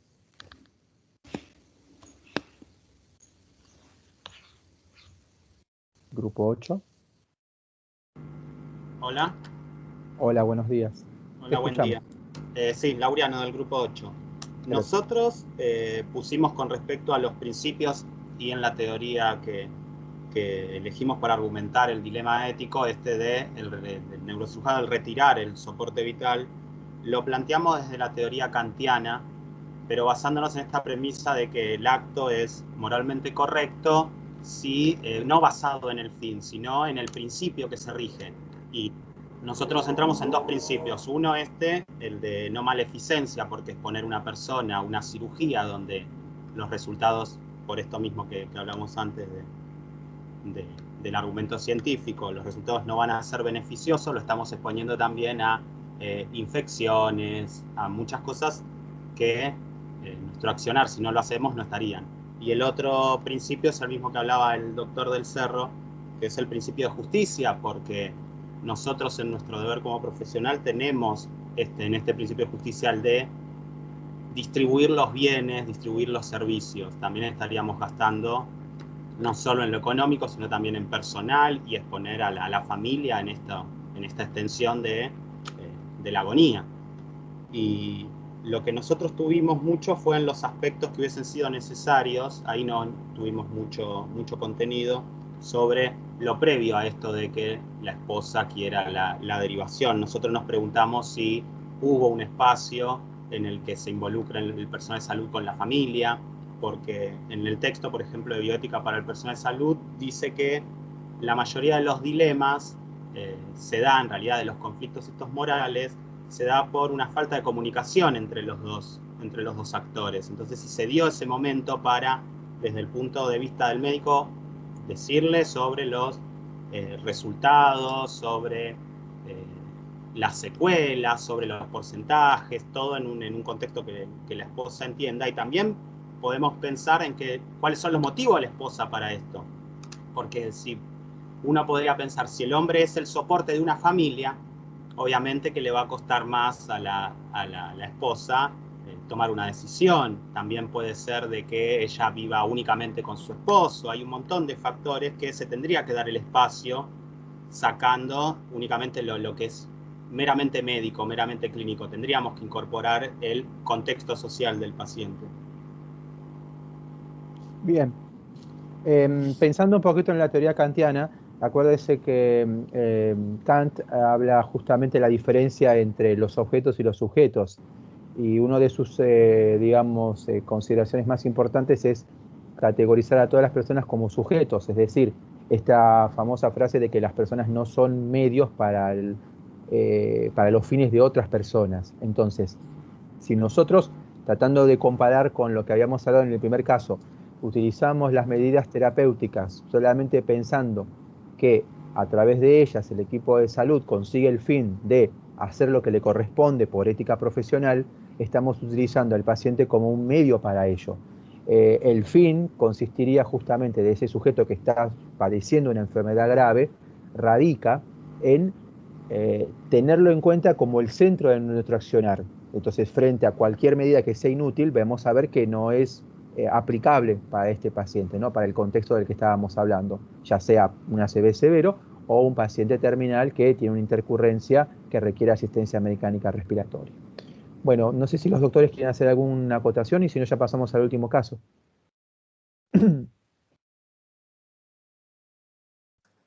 Pasemos. De acuerdo. El caso número 3, sé que tenemos poco tiempo, podemos dejarlo, Pablo, si estás de acuerdo, para la segunda parte, lo que no lleguemos a ver ahora, perdón, para la primera parte de la semana que viene. Sí, perfecto, no hay ningún problema. Gracias. Bueno, lo voy a leer y vemos hasta dónde llegamos, nos quedan unos minutos solamente. Pero por lo menos pongo el caso en el tapete. Un varón de 58, no, perdón, me confundí. Un varón de 54 años llega a la sala de emergencias presentando, de urgencias, ¿sí? No llega, llega al sector de emergencias teniendo síntomas de un posible infarto agudo de miocardio. Está lúcido y orientado, por lo que se impresiona el examen físico, y él rechaza la internación que seguramente se le propuso, ¿no? Entonces, escuchamos al grupo... No sé si grupo... Vamos al revés, porque creo que la semana pasada habló el grupo 1 primero, así que vamos al grupo 4 entonces. Grupo 4, por favor, ¿lo escuchamos? O a ver qué es lo que... Sí. Axel Pecoraro del grupo 4. Nosotros identificamos el dilema en este caso, sería que es el paciente rechazando el tratamiento. Este rechazo del paciente al tratamiento, ¿qué haría el sistema de salud para con eso?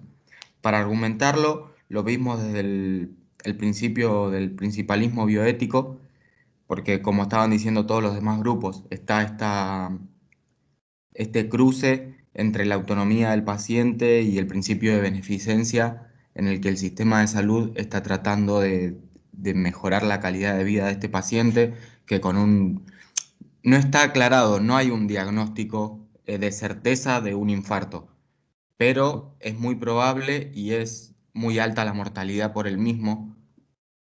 Así que, nada, tenemos este cruce entre el sistema de salud y el principio de beneficencia y la autonomía con la decisión del paciente. Para este caso... perdón, seguí, por favor, discúlpame. Nada, para este caso los datos que pensamos que eran relevantes y que no aparecían sería, por ejemplo, si el paciente recibió la información sanitaria correspondiente y sabe su estado de salud y los posibles tratamientos y las consecuencias de no realizarlos. Si se le dio un consentimiento informado, si el paciente lo firmó, si sabe acerca del mismo. Y también la posibilidad de conocer los motivos del rechazo del mismo. Como estábamos diciendo también, en este caso podría podría relacionarse con el principio de, ¿cómo se dice? Un segundito. Sí, por supuesto. Del personalismo, perdón. Porque acá también entra en juego en la decisión del paciente. Entre paréntesis, este caso puntualmente es lo que pasó con mi papá, que él tuvo un infarto y él mismo decidió ir a mi casa y bueno, días después falleció en mi casa, pero porque fue decisión de él, porque en ese momento él estaba con 2 hijos menores de edad y tenía, no sé cómo explicarlo, pero es entendible la situación desde la perspectiva del paciente, que su salud no sea para él en ese momento lo más importante. ¿Tenía el diagnóstico apoyado por enzimas cardíacas y por electrocardiograma?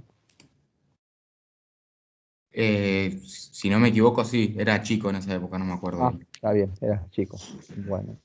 O sea que entonces podríamos decir, sumando a tu aporte, que aquí habría, tomando en cuenta el principialismo como doctrina, un conflicto suscitado por la autonomía, que aparece en una persona que tiene una lucidez y un grado de competencia que en el caso está establecido, frente a las prerrogativas que toma el equipo de salud en ofrecer siempre o intentar ofrecer la mejor, no digo calidad de vida porque ahí ya se estaría lindando con el tema del final de la vida. Estamos acá frente a un paciente con posiblemente una potencialidad de tratamiento. Estaríamos hablando, mejor dicho, de un tratamiento, ¿no? Un tratamiento médico. Claro. Porque cuando hablamos de calidad de vida estamos pensando, por supuesto, hay un confort, pero estamos pensando más que nada en los pacientes con los cuales ya no podemos aplicar maniobras desproporcionadas. Acá pareciera que hay unas chances de proporcionalidad terapéutica muy importante, pero tenemos la situación en la cual el paciente no lo va a tomar, lo rechaza, ¿no? Bien. Bueno, muchas gracias por tu aporte. No sé si el grupo más, grupo 3, por favor, si quiere comentar algo, o no sé si tenías algún aporte más, Axel. No, nada, como último, lo último que que dejé afuera fue que también estábamos hablando de en un caso de alguna patología de salud mental, pero fue un tema que debatimos como grupo porque vimos que estaba el dato de que estaba lúcido, así que nada, lo dejamos ahí como posibilidad y estábamos en la duda de qué pasaría con, por ejemplo, un paciente con una esquizofrenia grave en este contexto. Muchas gracias. El último Carlos, grupo que va a... Sí. Carlos, medio minuto nada más. Por favor. Acá otra vez veo una cuota de irrealidad. Digo siempre en base a lo que uno ve, lo que uno ha visto, ¿no es cierto? Sí. Esta situación se da con cierta frecuencia, no con infarto en particular, pero con muchas enfermedades graves, donde el paciente no acepta el tratamiento, digamos, ¿no? Y donde el tratamiento puede ser muy útil. Partimos de esa base, ¿se entiende?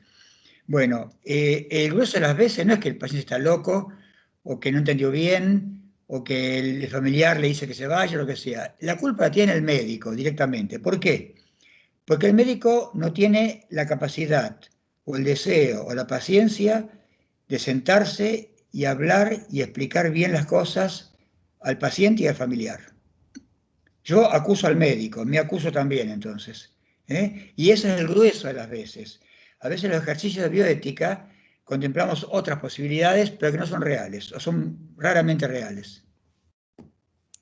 Sí, yo quería agregar algo a lo que dice Eduardo, que tiene que ver con el razonamiento que tenemos que hacer en bioética, y que es un razonamiento que parta de una consideración integral de los principios. Es decir, lo que está en juego acá no es exclusivamente la autonomía, sino que es un conjunto de principios que tenemos que hacer todo lo posible por tratar de llegar a un respeto equilibrado y balanceado de esos principios. Muchas veces, como dice Eduardo, el respeto absoluto del principio de autonomía encubre de alguna manera cierta falta de, podríamos llamar hasta de compromiso por parte de los profesionales, ¿sí? Es decir, excusa esto de la autonomía poniendo todo el peso de la responsabilidad en el paciente ¿sí? Y pareciera ser que le quita responsabilidad al personal de salud en este caso, ¿sí? Esto es bastante típico de ver sobre todo en el ethos anglosajón y en la práctica que uno ve habitualmente de la medicina en esa comunidad donde claramente se privilegia el principio de autonomía, y con esto no le estoy restando ningún tipo de importancia al principio de autonomía, que sin lugar a dudas es uno de los principios que hay que respetar. Justamente la perspectiva de derechos humanos lo que plantea, por la misma naturaleza de los derechos humanos, es la necesidad de una consideración integral de todos esos derechos. Es decir, debemos considerar la autonomía al mismo tiempo que consideramos la integridad personal del individuo, al mismo tiempo que consideramos su dignidad, al mismo tiempo que consideramos la justicia, la igualdad, la equidad. Y a lo mejor eso es uno de los mayores desafíos, pues nos pone justamente frente a la situación que está describiendo de forma más que clara Eduardo. Bueno, muchas gracias por los aportes. Creo que esas son las 12, entonces trabajamos bastante, creo que en esta etapa también los estudiantes tomaron buena parte de la palabra en este análisis de los casos. Así que, Pablo, si estás de acuerdo, si me ayudas con esto, lo dejamos para la semana que viene, concluimos esta parte y seguramente vamos a ir más fresquitos para aplicar algunos aportes. La clase que viene es de comités de bioética clínica. Exactamente. Sí, arrancamos los primeros 25 o 30 minutos con el análisis que faltó de este caso, por los grupos que no hablaron, y después ya arrancamos con comité.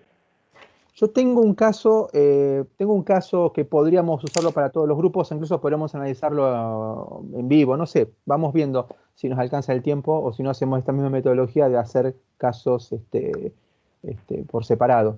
Eso después lo charlamos en audio cerrado. Si tienen alguna pregunta los estudiantes, si no ya podemos cerrar el chat y aprovecho para contestar.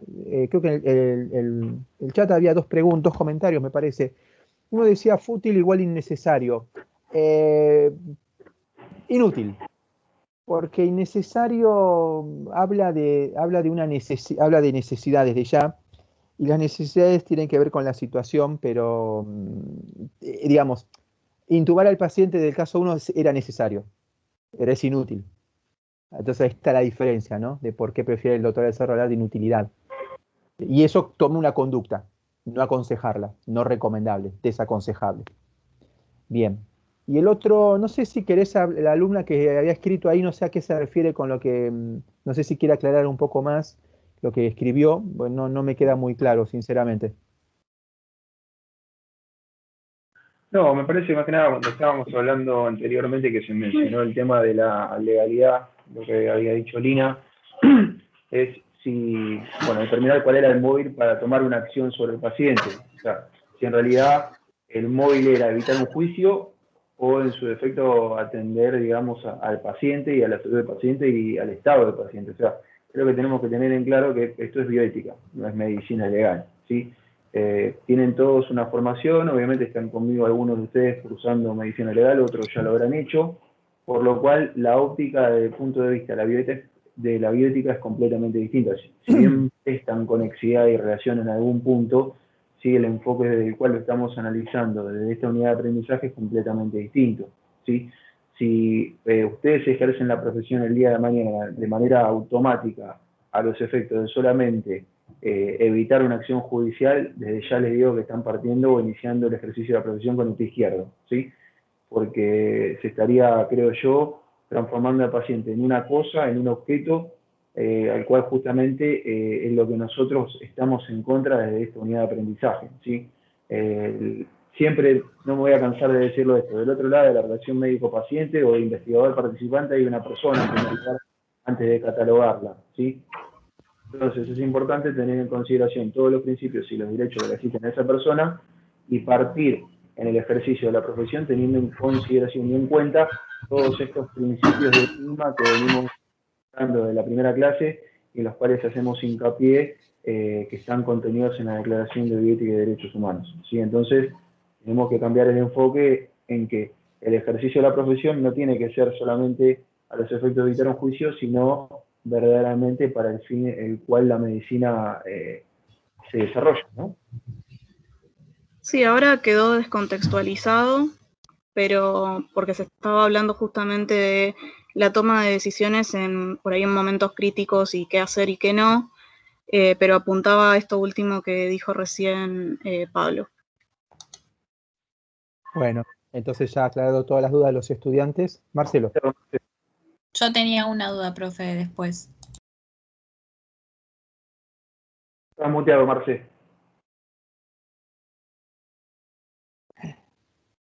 Digo esto muy cortito.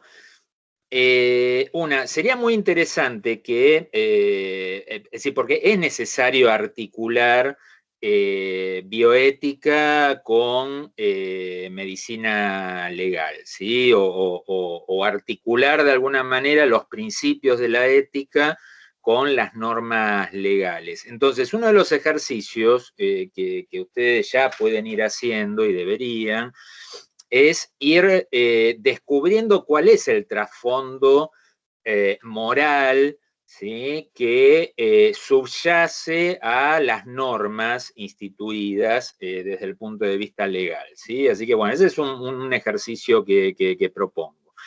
Hay leyes en las cuales ese trasfondo está claramente explicitado, ¿sí? Como es el caso de la ley de ablación y trasplante de órganos, por ejemplo, o mismo la ley de derechos del paciente.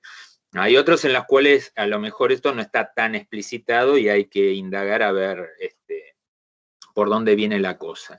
Y después un agregado, capaz que ya lo mencionaron cuando yo no estaba presente, digamos, pero fútil para el diccionario de la Real Academia Española es de poco aprecio o importancia, ¿sí? Por lo menos para nuestro idioma, esa es la significación de esa palabra, ¿no? Más allá de que esto bueno, es muy importante que señala Eduardo de la traducción del término inglés, ¿sí? Que hace referencia a otra cosa, en realidad. Nada más. Bueno, ¿no hay más preguntas? Profe, yo tengo una duda. ¿Se escucha? Sí. Para la semana que viene tenemos de comités de bioética. Hay dos archivos para leer en Miel. ¿Son esos dos? Sí, hagan hincapié más que nada para la semana que viene en el artículo de UNESCO, el que dice guías de formación de comités de bioética, pero céntrense en el apartado que dice comités de ética de investigación y comités de bioética, que se llaman comité de bioética hospitalario, bioética clínica, bioética asistencial, son los mismos nombres. No hagan tanto hincapié en los llamados comités nacionales, léanlo solamente, para ver los tres tipos, ¿sí?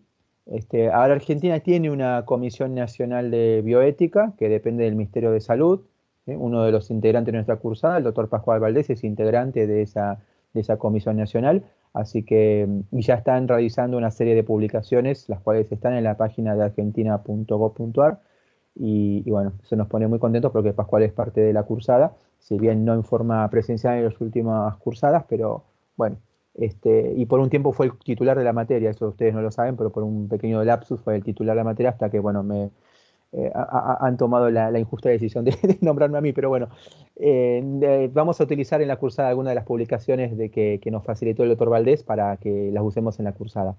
Céntrense más que nada en eso, en los distintos tipos de comités, y por favor, las cursadas... No, Carlos, aclara que ese comité es en relación a la pandemia por coronavirus, ¿sí? Porque la otra comisión nacional que hay de ética es una comisión asesora que ya viene existiendo previa a la pandemia. Sí. Pues inclusive en relación a eso hay discusiones para dar, que no sé si va a dar el tiempo como para que lo veamos acá en la cursada, digamos, pero me parece que vale la pena hacer esa aclaración. Son los denominados comités ad hoc que se crean particularmente para atender a una situación momentánea, justamente como fue esta cuestión de la pandemia. Por eso se conformó esta comisión. Bueno, sí, me spoilearon la clase porque, claro, ahí estaba la diferencia entre comité y comisión. Comité nacional hay, es verdad, muy bien, y le agradezco al doctor de la aclaración. Esto es la primera vez que hay una comisión nacional y justamente en base a una pandemia, ¿no? En base a esta problemática de alcance nacional. Así que es una situación para dentro de lo que es la bioética especial, ¿no? En ese sentido. Bueno, lean eso por favor y hagan hincapié, perdón, volvamos a repasar las cosas que de las clases anteriores, ¿sí? Sobre todo porque la semana que viene tenemos la clase, hacemos el caso 3 y después agregamos algunos 20 minutos para ya hablar del examen del día 13. ¿M? Así que bueno, no nos Disculpe, pasamos más profe. tiempo.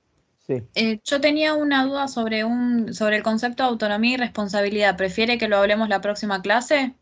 ¿Le molestaría si fuera así? No, por eso no quería olvidar de avisarle. Bueno, comencemos así. Cuando empecemos la semana que viene, te invitamos a que nos interrumpas en algún momento para esa aclaración y terminamos de resolver el caso número 3. Perfecto, muchas gracias. Bueno, que tengan buenos días y buen fin de semana. Gracias. Chao, profe. Chau, chau. Hasta luego. Muchas gracias.